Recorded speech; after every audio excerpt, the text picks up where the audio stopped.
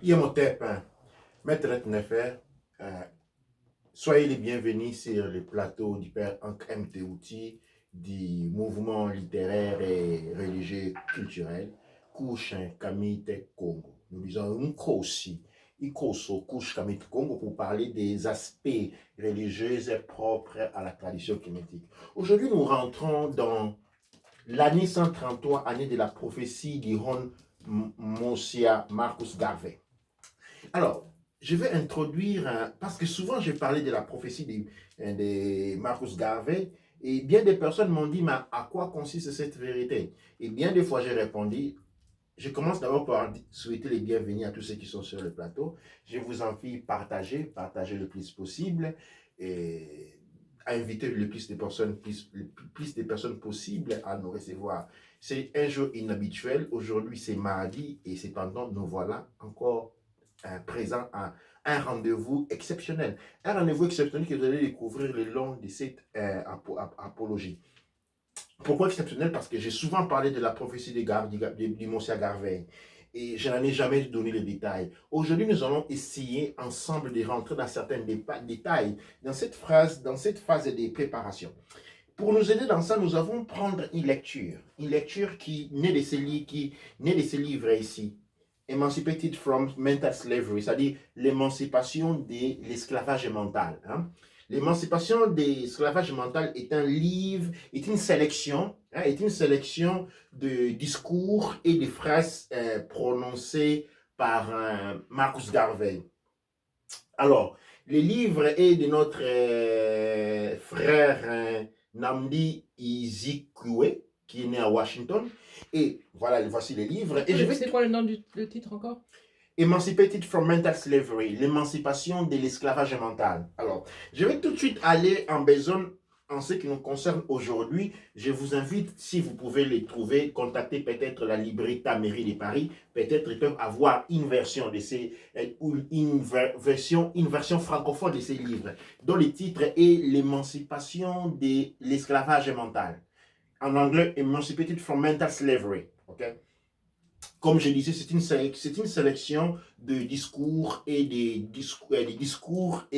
phrases célèbres de Marcus Garvey. Dans la page 18 de ce livre, je vais directement traduire en français et on allait tout de suite aller dans les besognes. Marcus Garvey parle de la mort et il dit ceci: quand mes ennemis auront été satisfaits, dans la vie comme dans la mort, je reviendrai vous servir. Dans la vie, j'ai été le même. Et dans la mort, je serai un soutien pour ceux qui se battent pour la liberté africaine. Il dit, je quote, si la mort avait quelque pouvoir, eh bien, comptez sur moi pour l'utiliser. Parce que si j'ai été Marcus Garvey durant la vie, durant la mort, je serai encore plus puissant Marcus Garvey. Je me manifesterai comme des tremblements de terre, des cyclones, des plagues, des maladies, hein, des pestilences qui étrangement ne touchent pas beaucoup les Noirs. C'est écrit ici, hein. C'est pas moi qui suis en train de m'inventer. Il dit, je me manifesterai comme tremblement de terre, comme cyclone, comme maladie et pestilence qui ne touchent pas les Noirs. Et si Dieu voudra bien de moi, je vous assure que je ne vous n'abandonnerai jamais et je ne laisserai jamais vos ennemis sonner des cloches de triomphe sur vous.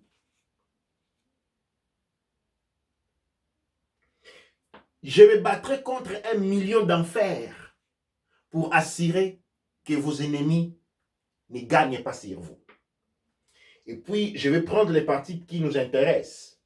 Il dit, si je meurs à Atlanta, parce que c'est là où il a été emprisonné,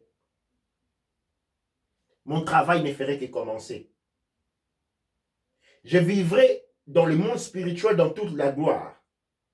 Si vous m'enveloppez du rouge, du noir et du vert. Regardez, je recherchais moi dans les moulins à vent, dans les tempêtes. Regardez et trouvez ma figure tout autour de vous. Parce que grâce à la bonté divine, je reviendrai et j'apporterai avec moi des millions et des millions des âmes noires, des esclaves qui sont morts en Amérique, qui sont morts dans la partie de ce qu'on dit West Indies, c'est-à-dire les parties de l'Inde de l'Ouest. Les Antilles. Les Antilles, hein, les Antilles, c'est-à-dire je reviendrai avec des millions, des esclaves, des tourmentés, des gens qui ont été tués partout dans le monde. Tous les Noirs qui ont été tués en Amérique, tous les Noirs qui ont été tués dans les Antilles, et tous les Noirs qui sont morts en Afrique. Nous reviendrons et nous nous battrons ensemble pour la libération de l'Afrique. Et là j'ai compris. Okay? J'espère que vous suivez l'esprit de cela. Et je vais rentrer dans... Ça c'est la promesse que Marcus Garvey fait. Okay? C'est la promesse qu'il ne nous laissera jamais. La promesse qu'il nous accompagnera. Et maintenant, je passe à la prophétie. La prophétie dit ceci. Si une race est dépendante d'une autre race du point de vue économique, eh bien, cette race est destinée à mourir tôt ou tard. Comme nous avons dans le passé, nous nous sommes basés dans le passé. Non, je suis en train de traduire, excusez-moi. Comme dans le passé, nous avons vécu de la merci des autres. Nous allons en souffrir encore davantage si nous ne changeons pas cette situation, cette condition de dépendance des autres. Nous en souffrirons beaucoup. Et là, nous sommes dans la promesse. Et nous allons arriver très peu. Il dit, c'est une question de temps. Hein? It's only a question of time. C'est juste une question de temps.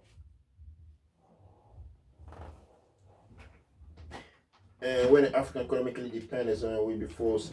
C'est juste une question de temps que l'Afrique, le monde mélanoderne, dépendant économiquement du monde occidental, se retrouve forcé au mur. Et la solution au problème futur, la solution que le monde blanc va trouver au problème du futur, et nous sommes en train de parler de l'année, nous sommes dans les années 30, hein, ça nous sommes dans 1930. Et Marcus Garvey dit, la solution que le monde occidental, la solution que le monde colonial va trouver pour résoudre les problèmes du futur, ne sera pas par une extermination physique, militaire, des Noirs, mais plutôt par une famine organisée. Et plutôt par une famine organisée. Voilà, nous arrivons au point, quand nous parlons de la famine organisée. La solution que Marcus Garvey nous a apportée ici, c'est l'autodétermination. Souvent, ce mot est dit, mais n'est pas très bien compris, ou pas très bien expliqué. L'autodétermination signifie la capacité non seulement à prendre soin de lui, mais l'autodétermination fait rime avec la souveraineté dans le sens qu'on est libre de choisir ses propres cellules. On est libre de son propre territoire. Les rêves les plus grands de Marcus Garvey étaient celui de donner aux Noirs un territoire qui soit le leur, sans aucun lien de colonisation ou sans aucun lien de dépendance, soit-il sur les plans économiques, social, politique, tout sur les, comme sur les plans techniques ou éducatifs. Et c'est ce qu'on appelle l'autodétermination. L'autodétermination a à l'autre côté, l'extermination par la famille. Et oui, nous allons à la fin nous parlons d'un projet que nous sommes en train de lancer, parce que nous avons dit que la famine est en train d'arriver. Étrangement, nous trouvons que cette famine que nous sommes en train d'en parler aujourd'hui, cette famine qui veut être dite naturelle, en 1930, Marcus Garvey avait laissé cette prédiction. Et aujourd'hui, nous lisons cette prédiction en termes de prophétie. Il dit que la population africaine ne sera pas exterminée par les armes, mais plutôt par une famine organisée et bien calculée.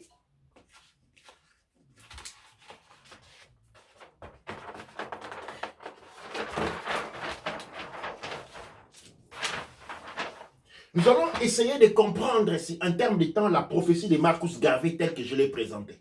Okay? Cette prophétie va dans l'année 133. L'année 133 représente l'année 0, c'est-à-dire nous avons été libérés à l'année 0. Okay? L'année 0 qui correspond à la naissance justement de deux personnages éminents, Marcus Garvey et Mfumu Kimbangu, qui sont nés avec un écart de 30 jours. Okay? Cette phase-là, nous l'avons loupée. Nous n'avons pas acquis l'indépendance. Et nous sommes rentrés dans une forme de pénalité qui a duré 133 ans. La première phase de la pénalité comme une prolongation, si nous voulons parler en termes de football. Et nous avons l'année de la prophétie qui est l'année 133. Mais attention, cette année de la prophétie, elle est bien particulière. Nous allons voir comment elle se découle. Nous avons la première partie qui correspond à un réveil. Mais le réveil ici, c'est un réveil troublant.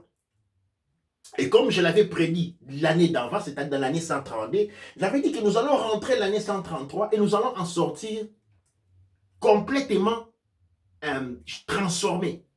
Dans le sens que j'avais annoncé, je ne fais pas des prédictions, donc je ne fais pas des prophéties, je ne suis pas un prophète. J'ai dit, j'avais annoncé, c'était calculable que l'année 133 aurait été une année difficile, en termes que nous aurons vu des choses qui difficilement nous ne serions imaginées. Parce que si à l'un de vous, dans l'année 2019, l'on vous disait que l'économie mondiale allait s'arrêter, que les avions allaient commencer à être démontés, que les bateaux allaient être démontés, que le prix du pétrole allait commencer à chuter sans aucune intervention ni manifestation, eh bien, tout le monde m'aurait donné des fous. On aurait dit, cela est impossible. Et voilà, nous sommes dans l'étonnement.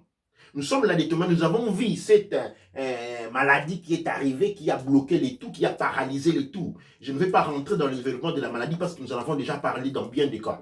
Mais ici, nous sommes en train de voir la première phase, c'est la phase de l'étonnement. Attention, nous allons rentrer maintenant dans la deuxième phase. La deuxième phase, maintenant, a des segments. Le premier segment, c'est lui qui correspond avec la mise en garde par rapport à la prophétie du grand Marcus Garvey. C'était celui de l'extermination par la fin du peuple africain partout dans le monde. C'est ce qui est en train de se prévoir aujourd'hui, c'est ce qui est calculable et c'est l'alarme que nous avons lancée. L'économie mondiale s'étant arrêtée, il y a un effet boomerang qui a commencé à partir de la Chine, parce que la Chine était devenue le fournisseur, le plus grand fournisseur à une absolue des pièces de rechange et de toute la production sur le plan mondial. L'Europe avait déplacé toute sa production en Europe. Maintenant, aujourd'hui, que tout s'est arrêté, l'Europe a des problèmes parce que les produits finis ou les pièces d'échange de la Chine n'arrivent pas. L'économie chinoise s'est complètement arrêtée. C'est complètement arrêté, est en train de difficilement essayer de se réanimer et il ne pourra pas se réanimer. La répercussion sur le plan européen est que les industries automobilistes, les industries d'avions et toute l'industrie tech n'ont plus de pièces de rechange qui sont normalement fournies en Chine. Donc, il y a une répercussion de la Chine. Et au niveau de l'Europe, déjà, comme j'avais déjà dit dans une émission passée, il y a des groupes parlementaires qui se sont réunis pour faire pression sur les grandes sociétés technologiques pour les forcer à abandonner la technologie, abandonner la production des produits de luxe et à se réorganiser autour de la production alimentaire, c'est-à-dire production alimentaire, transformation alimentaire et conservation alimentaire parce qu'une grande famille est en train de venir.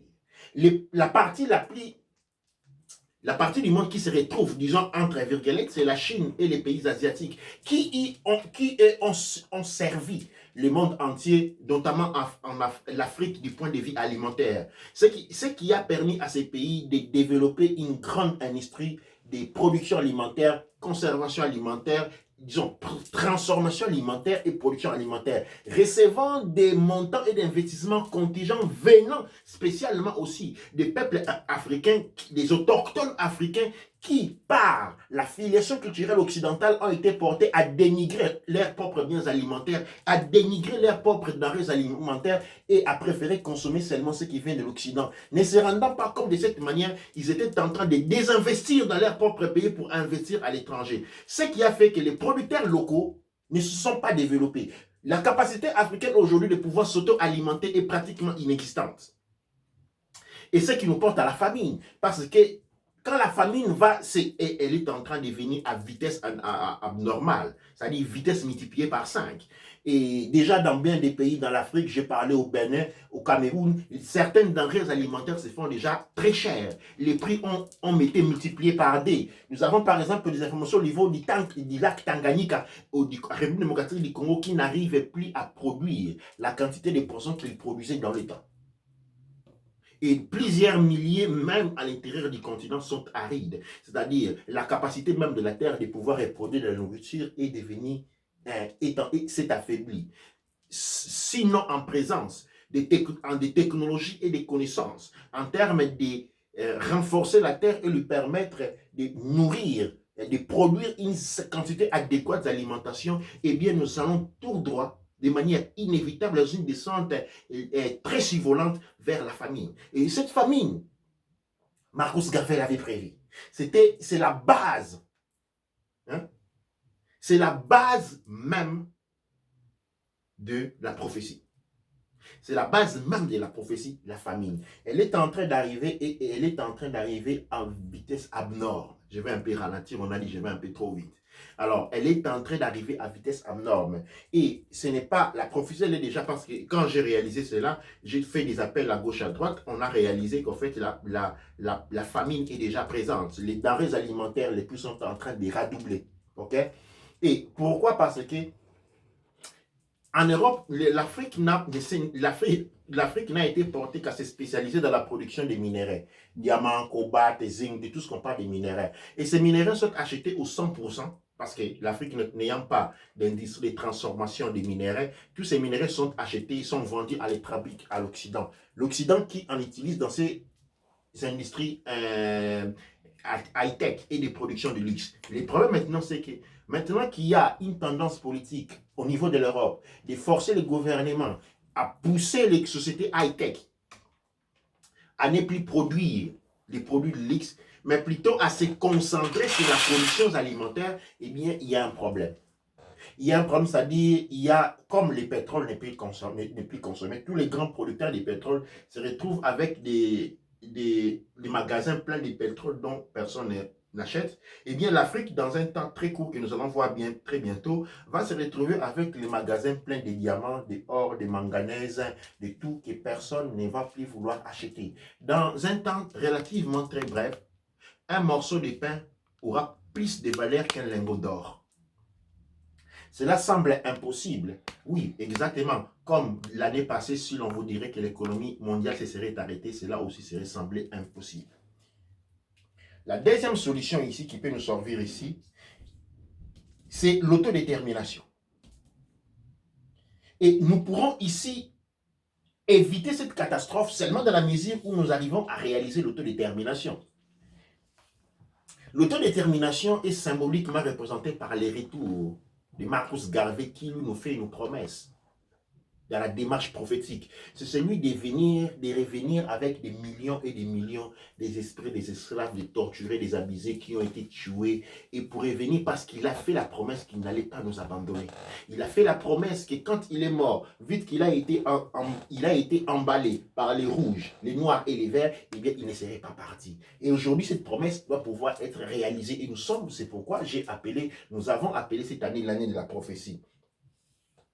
Nous avons donc en train d'assister pour que nous ayons ce que nous appelons l'année, disons, l'autodétermination, ok, les retours du Hon Marcus Garvey, enveloppés dans les rouges, noirs et verts. Eh bien, nous avons les retours des afro-descendants et de la force des natifs, c'est-à-dire les afro-descendants, c'est-à-dire ceux qui sont aux États-Unis et dans les Antilles sont en train de rentrer en Afrique. Et nous avons aussi la force des natifs qui doit pouvoir être résurrectée. C'est vrai qu'on attend des investissements, on attend beaucoup de ceux qui sont venus des Amériques, de l'Europe, mais il faut savoir, les natifs ont encore une grande contribution à jouer, parce que dans le sang des natifs, il y a quelque chose de très, très, très particulier. Nous allons essayer de ne pas être trop long aujourd'hui. Et ici, donc, nous avons un tableau.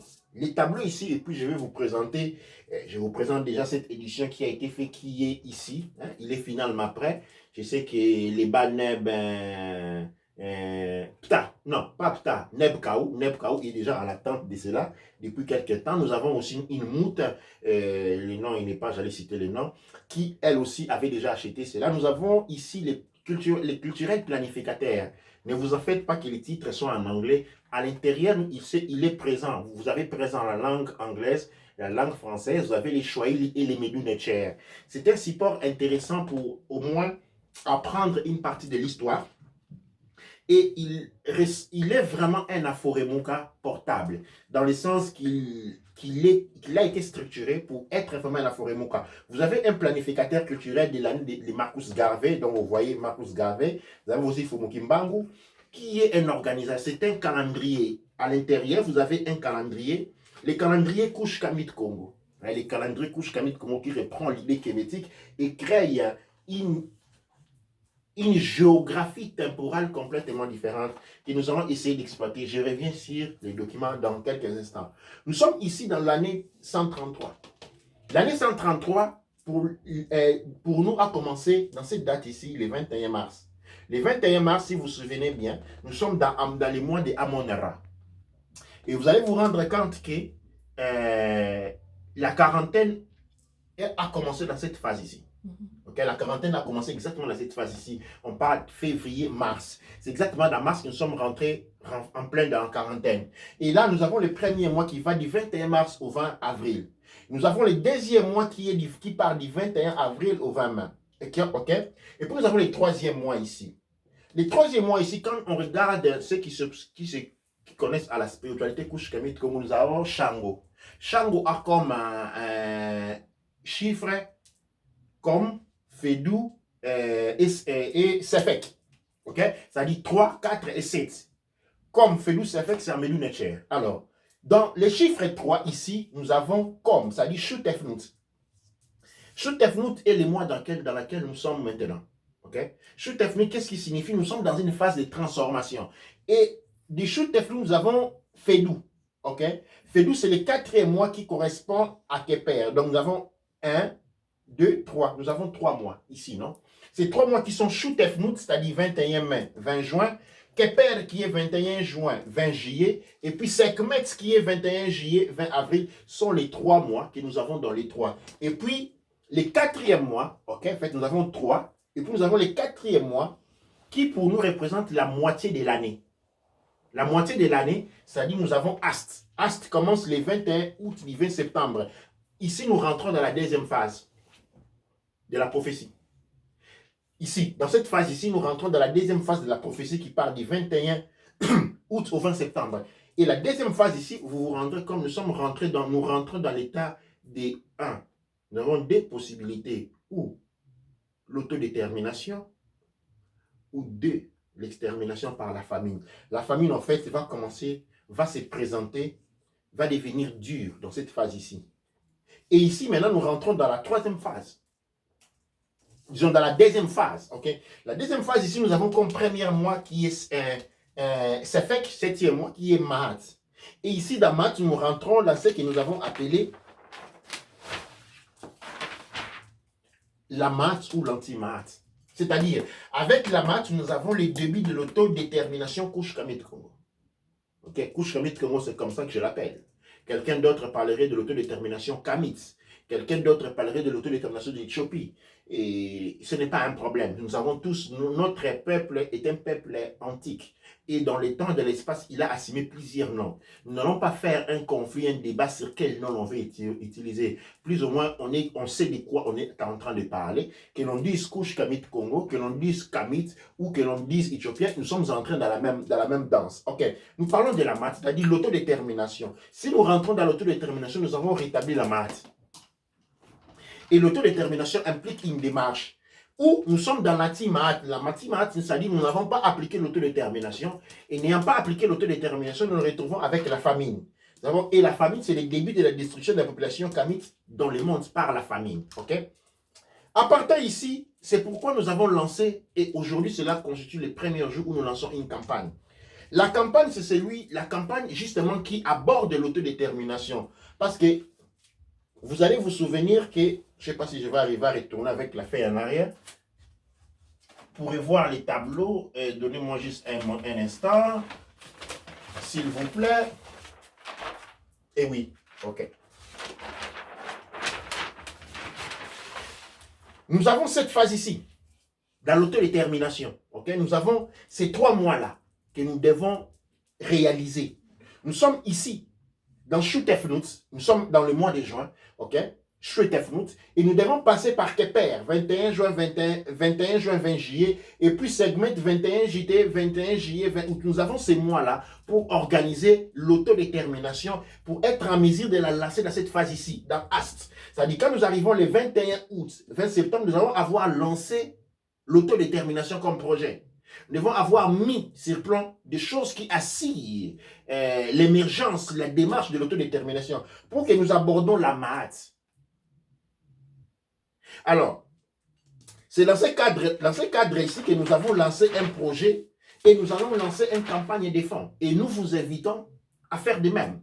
Quel est le motif? Comme nous sommes en train de parler de famine, et ce qui dit famine dit l'alimentation, c'est-à-dire nous devons rapidement développer les capacités productives du point de vue de la production alimentaire, du point de vue de la transformation alimentaire et du point de vue de la conservation alimentaire pour pouvoir faire face à l'émergence alimentaire qui va se présenter très bientôt. Une émergence alimentaire va se présenter très bientôt et nous allons devoir faire face à cela. Et donc, nous, dans le père MTOT, les couches Kamite Congo, nous lançons officiellement un projet des récoltes fonds que nous allons présenter déjà à partir de demain. Nous allons dire, là, aujourd'hui, c'est une présentation. Des projets de récolte des fonds qui ont pour objectif récolter des fonds qui seront destinés à deux choses. Excusez-moi, l'achat des territoires sur la République démocratique du Congo, ok, et puis l'achat des graines. Et tout ce qui est reproduit, c'est-à-dire les graines, les plantes qui vont servir de lancer un projet, de créer un oasis contre la famine. Et ces projets, pour que nous puissions être effective, nous devons la lancer tous. Et nous lançons ces projets-là. Nous voudrons que dans plusieurs États aussi, que la même démarche soit appliquée. Nous devons être en mesure de contrer la famine. Et c'est une famine qui est en train de se présenter de manière assez ample. Maintenant, nous allons retourner au calendrier que nous avons présenté ici. Voilà, le calendrier est finalement arrivé. Ce calendrier est le retour pour ceux qui nous regardent. Pour nous, du Couche Kamite Congo, ça représente les retours de Marcus Garvey, qui est parti enveloppé dans le rouge, le noir et le vert. Eh bien, il est rentré dans l'année 133, 133 ans, 133 ans après sa naissance. Encore, revoici qu'il est né de nouveau. Hein? Il est né dans l'année 0. Il est né dans l'année 133, qui correspond à l'année 0. Et nous le voyons aussi cette fois-ci renaître dans le rouge, le noir et le vert. Ce calendrier est un signe d'appartenance, est un signe de décision, est un engagement politique, économique et idéologique qui veut l'autodétermination. Qui veut l'autodétermination. Qui veut la survie du peuple Couche Kamite Congo, du peuple mélanoderme, du peuple Kamite, du peuple noir, qui veut aujourd'hui créer les bases essentielles et nécessaires pour que ces peuples puissent pouvoir résister, survivre. Nous avons survécu beaucoup dans le monde, nous avons survécu partout dans le monde, mais je vous assure, ce qui est en train d'arriver va être difficile à survivre, et cela va mettre en doute la foi de plusieurs personnes. C'est pourquoi la foi, pour que la foi puisse être résistante, pour que la foi ne puisse pas basculer, elle doit être assise sur des fondements sérieux du point de vue culturel. Voilà, nous avons ces planificateurs qui, et puis je vais faire un petit vidéo illustratif de comment il est utilisé, mais je pense que la plupart d'entre vous vont le trouver importante. Après les destinations, nous avons l'hymne national hein, qui est à l'intérieur, l'hymne national mélanoderme, les rouges, les noirs et les verts. Nous avons la structure du mois, hein, comme je l'ai décrit dans la page suivante. Nous avons tous les mois Amon-Ra, Ap, jusqu'au dernier mois Atmiri. Et puis ici, nous avons les jours de la semaine. Okay? Nous avons les jours de la semaine qui sont écrits ici, Amon-Ra, Ap, Shutefnut, Kepe, selon les mois. Okay? Vous avez ici en anglais, de l'autre côté en français. Et puis, ils vont aussi être mis en Medu Neter. Et puis, vous avez une table de correspondance. Okay? Les tables de correspondance vous servent, par exemple, pour calculer les jours d'anniversaire. Vous savez voir si, par exemple, la date ici, dans quelle année vous êtes.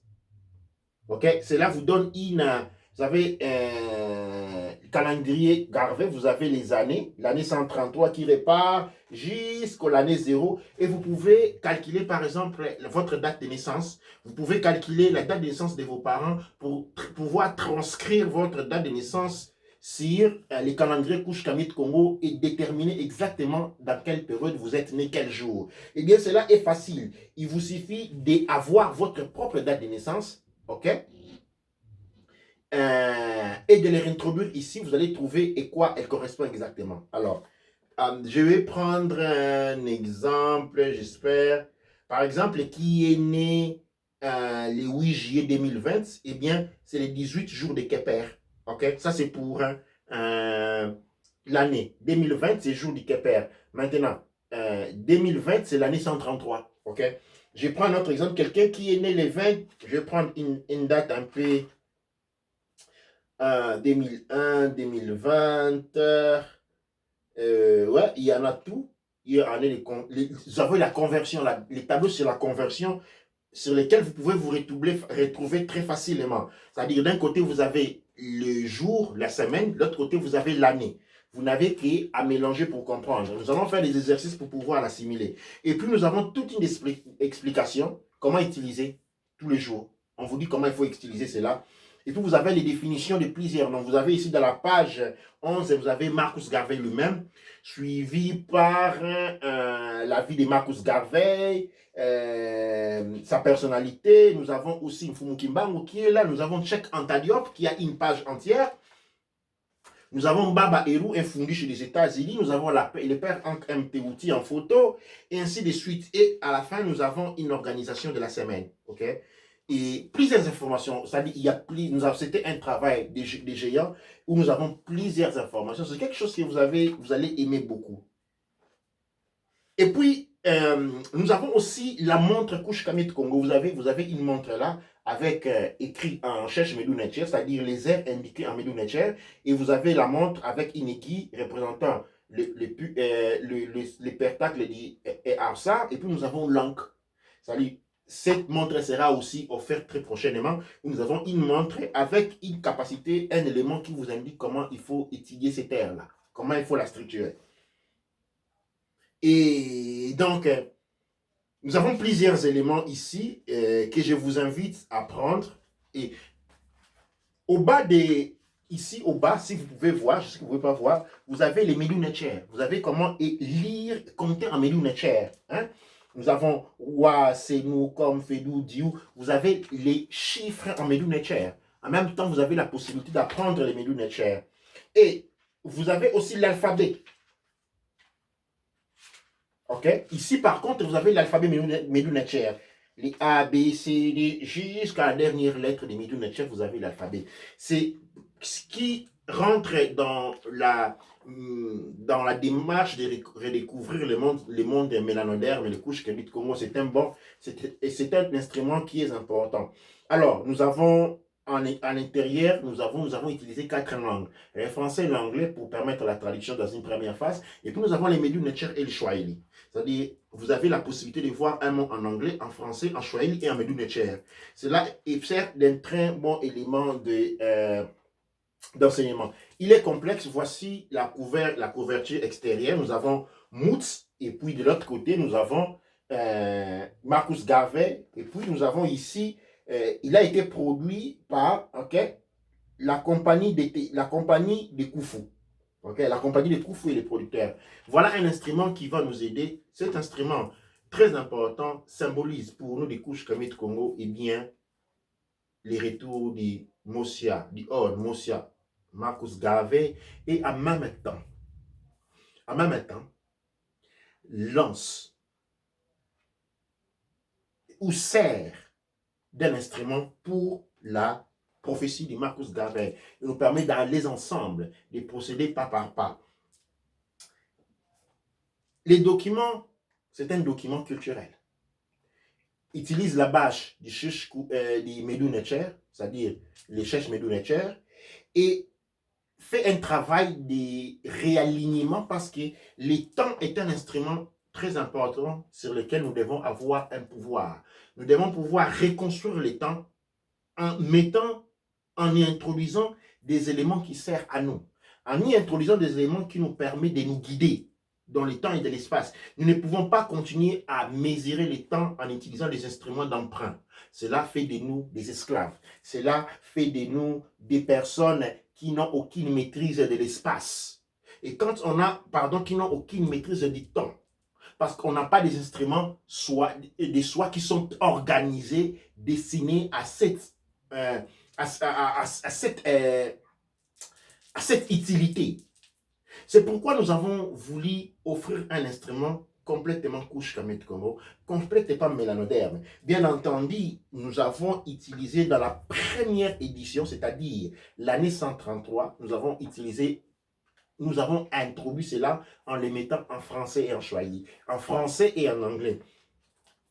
Les prochaines présentations, c'est-à-dire l'année prochaine, qui va partir, qui commence le premier Amon-Ra, le premier Amon-Ra de l'année passée qui correspondra à l'année 134, et, ou l'année 1, parce que 133 correspond à l'année 0, nous allons passer à l'année 1, eh bien, le livre va utiliser une scripture, c'est-à-dire une écriture complètement mélagoderme.